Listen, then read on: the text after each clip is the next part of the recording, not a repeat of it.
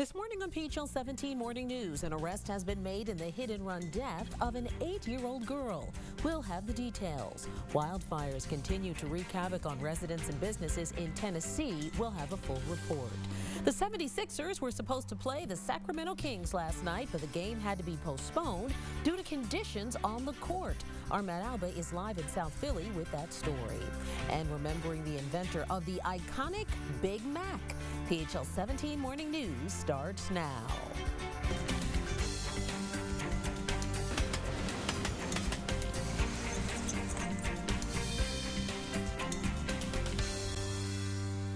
Well, good morning to you. This is PHL 17 Morning News at 5:30. I'm Jennifer Lewis Hall. It is Thursday, December 1st. Glad you're with us. Rain clearing out and a brighter day ahead. Jason Lee's got another check on the forecast. Good morning. We've got some good news today. Yeah, finally, after 2 straight days of seemingly nonstop rain, nice and dry today. We'll see some sunshine. We haven't seen the sun in what?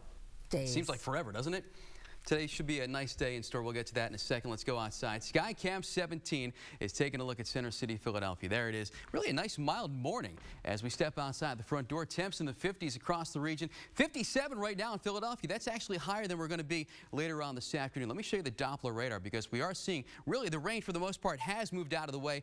Dry conditions left over, so a nice sunny day in store for us. Bit of a breeze too as well. Here come your weather headlines for today. Yep, rain ends. It actually has ended, becoming sunny later on, and will be in the mid-50s for the afternoon high. Here's the call for today. 54, sunny and breezy. Winds out of the west at 17 miles an hour. Some clouds overnight tonight, down to 37, so a chilly overnight low. We see some sunshine tomorrow. Again, a bit on the breezy side with a high of 52 degrees. Your 7-day on 17 is straight ahead. For weather details anytime you want, check out our PHL 17 weather app on your Apple and Android products. Jen, take it away. Thank you very much, Jason. A live look outside now in our traffic on the go. 76 at Spring Garden Street for you there, and a little bit more volume building right now. 5:30 for your morning commute as you're preparing to head out the door. Temperature's not too cold out there, but as Jason said, still a couple of slick spots out there on the roadway. A crash in Pennsauken Township. This is Crescent Boulevard. It's on the westbound side approaching the White Horse Pike. The road is closed, folks. Your alternate's going to be Route 70 or Keynes Avenue for you this morning. Also, this crash on 95 northbound before the Walt Whitman Bridge. That is blocking the right lane. Well, topping our news at this hour, reports say that police have arrested a 24-year-old man in the hit and run that claimed the life of 8-year-old Jayanna Powell. The suspect has not been identified, but police say charges will likely include leaving the scene of an accident and could also include vehicular homicide. Now, reports are saying that they recovered a vehicle at a body shop located in Fraser, Chester County. Powell was struck and killed on November 18th while walking home from school with her siblings. Also in the news this morning, reports saying that the death of a 2-year-old boy in Kensington is being ruled a homicide. 2-year-old Zaire Worrell was rushed to St. Christopher's Hospital for Children late Tuesday night after authorities responded to a home on East Clementine Street. He was pronounced dead around 2 a.m. yesterday. Now, according to reports, the police have been interviewing the boy's mother. No arrests have been made. Officials are still awaiting the medical examiner's report to determine the cause of death. And in the Garden State, a New Jersey judge will hear the misconduct case against Governor Chris Christie this morning. A citizen activist is pursuing the complaint stemming from the Bridgegate scandal. Now, he claims Christie failed to stop the lane closures at the George Washington Bridge. The judge is expected to decide whether a special prosecutor should handle the matter. Christie has appealed the complaint. And the Sixers game against the Sacramento Kings was postponed last night by the NBA because of condensation on the court at the Wells Fargo Center. PHL17's Matt Alba joins us live outside the arena this morning in South Philadelphia to explain all of this. Good morning, Matt. Hey, good morning, Jen. Tip-off was scheduled against the Kings for 7 o'clock, but just after 8 o'clock, they called it off. Now, as you probably know, the Sixers share the arena with the Flyers. The Flyers played here Tuesday night. Now, with ice underneath the court and yesterday's unseasonably warm, humid conditions, it likely affected the surface area of the court last night.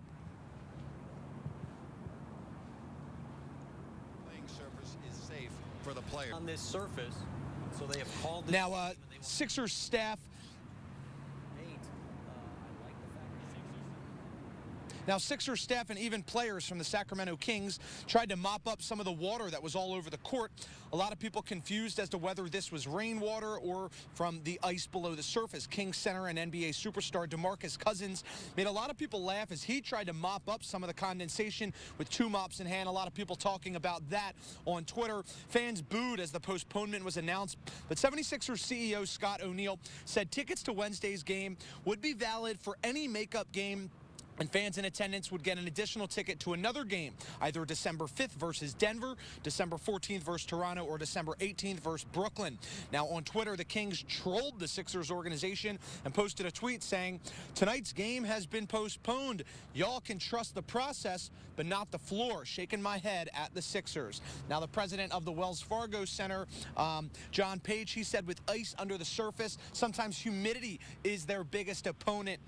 He said they've never had this problem before, but they're going to do everything they can to make sure it doesn't happen again.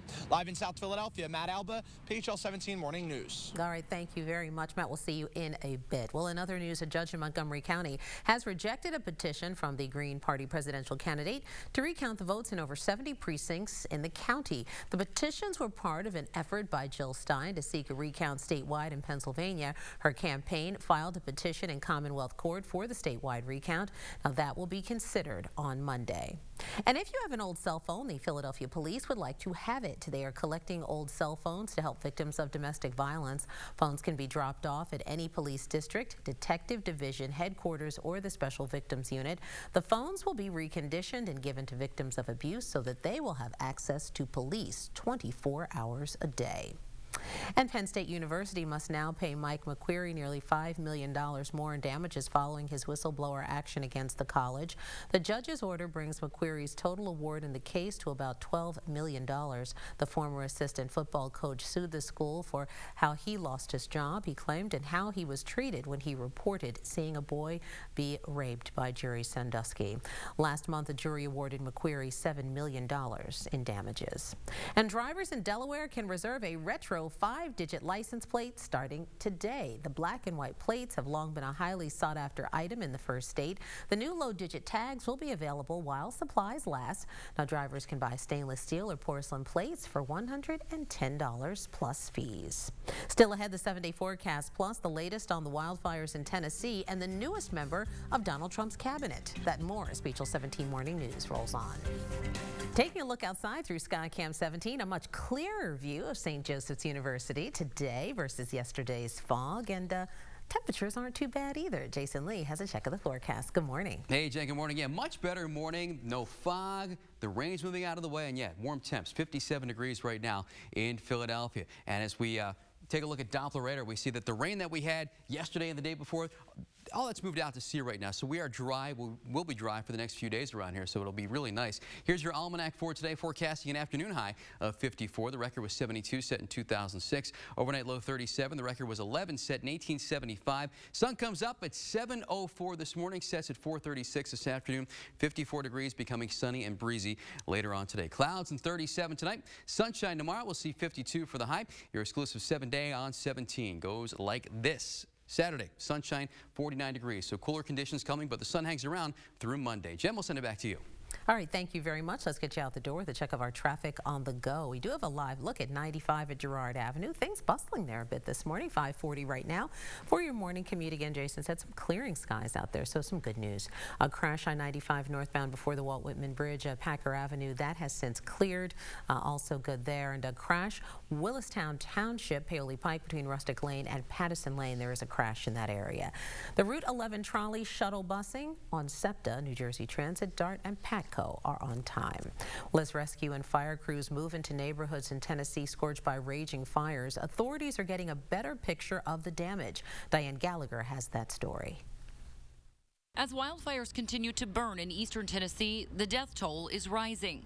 3 more bodies were found in Sevier County, bringing the number of people killed to 7. And many say their family members are still missing. Called the other shelters here. They said she isn't there. Just hoping for a miracle. More than 700 buildings have been destroyed or damaged, 300 of those in the popular vacation town of Gatlinburg, according to officials. Thousands have been evacuated from the area since Monday, when the fires quickly spread from the Great Smoky Mountains, fueled by high winds. Those high winds were knocking down trees. Those trees were hitting power lines, and they were falling on this very dry, extreme drought-like condition, and everything was catching on fire. But the weather took a turn for the better Wednesday, bringing rain and possibly some hope. It allowed search and rescue crews to go house by house, looking for those who may still be trapped. We still do have some active fires going on, but certainly the rain has been assisting in that effort, and we're thankful to the big guy up above for that rain. That's for sure.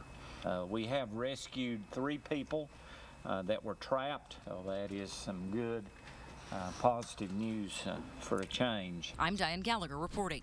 All right, good news indeed. Thank you, Diane, for that report. President-elect Donald Trump is reportedly considering naming Sarah Palin as Secretary of Veterans Affairs.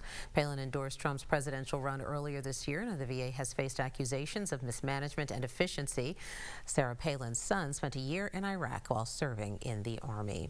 Meanwhile, an announcement for Commerce Secretary is expected today. Donald Trump is expected to nominate Wilbur Ross, a New Jersey native who has amassed a fortune that Forbes estimates to be roughly $3 billion. Ross would play a key role in trade and jobs. And election officials in Wisconsin will begin recounting ballots from November's general election this morning. Green Party candidate Jill Stein's campaign requested the audit and pay the $3.5 million fee for a recount.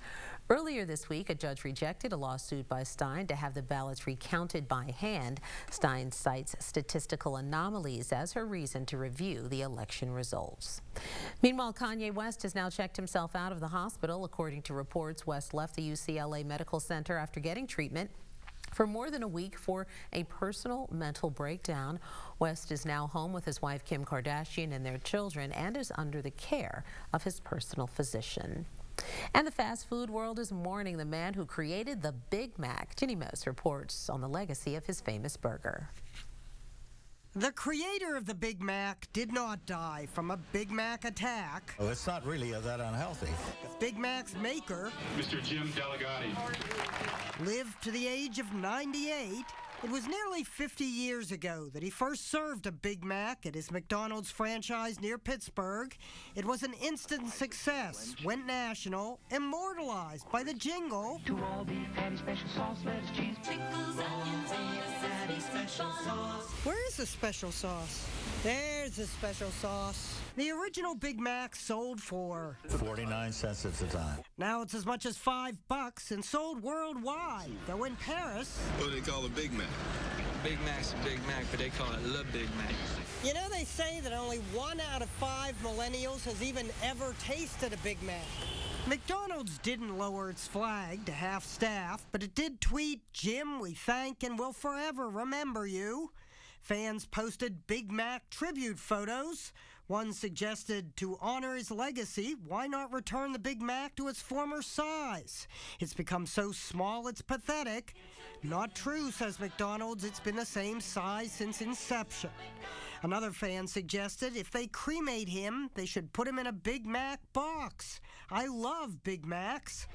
But even the guy who invented it in 1967 jumbled the jingle. 2 all-beef patties, special sauce, lettuce, cheese, onions, pickles on a sesame seed bun. I always thought it was pickles, onions on a sesame seed Could be, but I say on a toasted sesame seed bun. Jim Delegati's family still owns and operates 21 McDonald's in Pennsylvania. For Jim's business, the Big Mac itself was our own secret sauce. Ginny Moose, CNN. Onions, pickles on a sesame seed bun. Pickles, onions on a sesame seed bun. New York.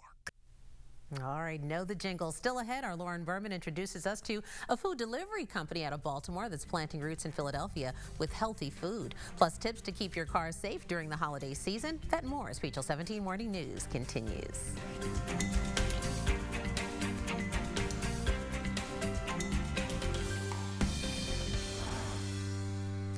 Doing Doing some good in the Delaware Valley. Enjoy a complimentary breakfast while helping to battle homelessness in the community. Breakfast to End Homelessness will take place at the Lowe's Hotel in Center City on Friday, December 9th. It begins at 8 a.m., but seating is limited, so reserve your spot today. For more information, visit their page, pathwaystohousingpa.org. Good morning once again, folks. I'm Jennifer Lewis Hall. Jason Lee has a check of your forecast. Good morning. Hey, Jen, good morning. It's warm and it's dry, finally, as we step outside this morning.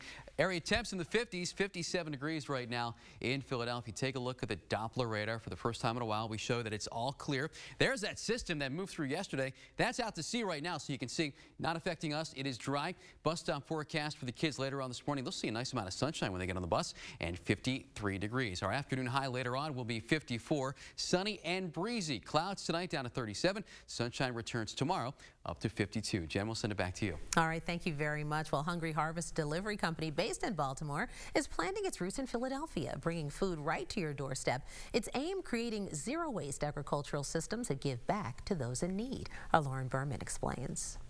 7,500,000 people are living with hunger in the Delaware Valley. And if you're looking to help out, there's a new food delivery company in Philadelphia that makes it as easy as a few clicks on your cell phone and waiting for a knock at your door.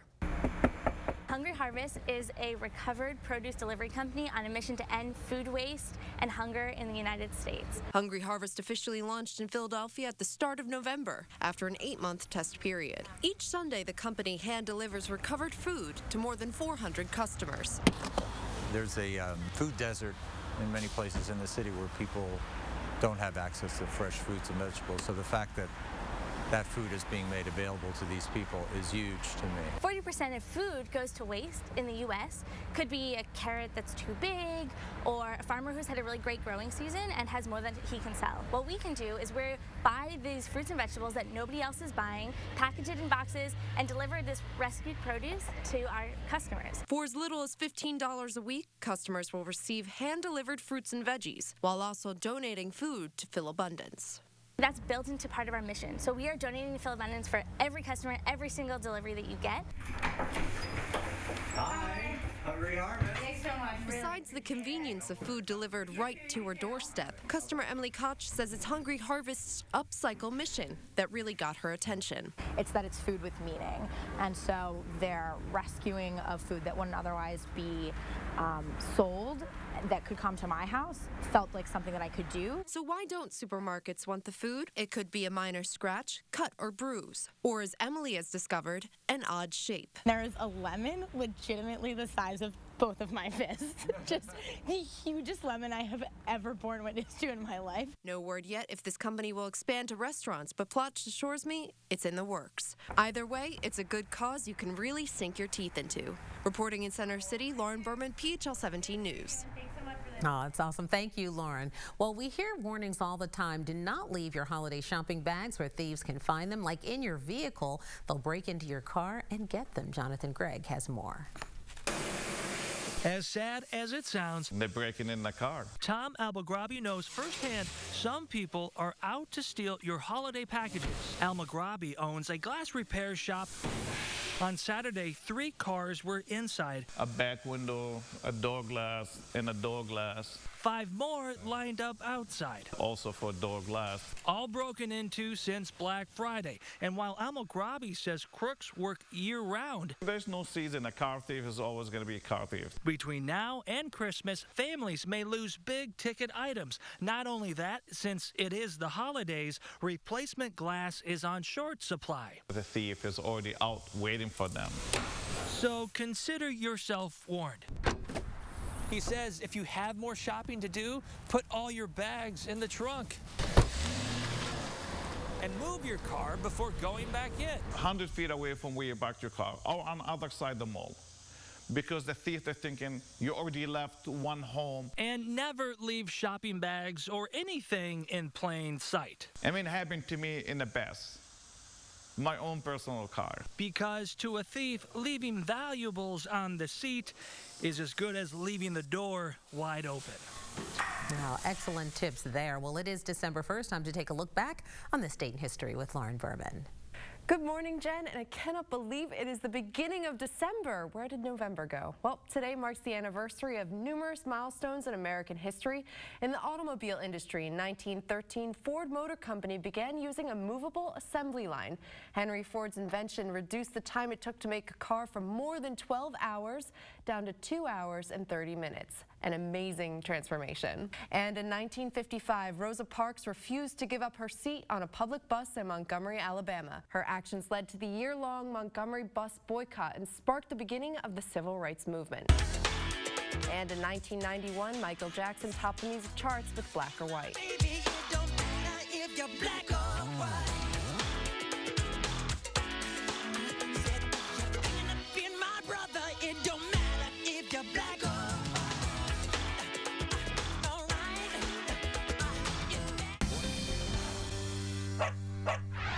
And now to our best friend of the day. This is Greenlee. This beauty of a cat was surrendered to a shelter when her previous owner became ill. Now she wants to find her forever home. Perhaps that home is yours. She's beautiful. For more on our best friend of the day, check us out at Mums and Mutts on PHL17.com. Now let's head over to Jason Lee for a check of the forecast. Good morning. Hey, Jen, good morning. Nice and mild this morning, 56 degrees as we speak in Philadelphia. Take a look at the Doppler radar, all that rain that we had the last couple of days. It's out of our picture now. In fact, there's that system that moved through yesterday. We're in the clear right now as far as the rain, and actually as far as the cloud cover goes too. We look pretty good. Forecast for today, sunny and breezy later on. The afternoon high will be 54 degrees. Later on tonight, clouds and 37. Sunshine tomorrow, 52. Here's your exclusive 7-day on 17. More sunshine Saturday, 49. Sun continues Sunday and Monday. Next chance of rain comes on Tuesday. Jen, we'll send it back to you. Well, thank you, Jason. Well, the Wells Fargo Center hosts hundreds of events each year, and very often they have multiple events in the same day. Such was the case this past Sunday.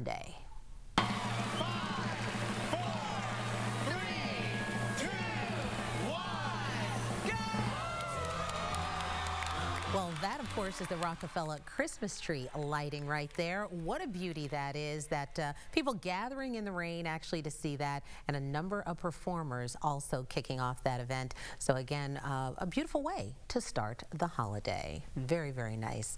Well, for more, again, on our weather, check out our PHL17 app on your Apple or Android products. So a lot of tree lightings will be happening this weekend as well. Coming up on Eye Opener, a recap of the Victoria's Secret fashion show in Paris and surprising facts about Christmas movies. We've got that for you. Plus, PHL17 Morning News continues. We'll be back at 6:11. The Eye Opener crew is straight ahead. Jason's got your forecast. Stay with us.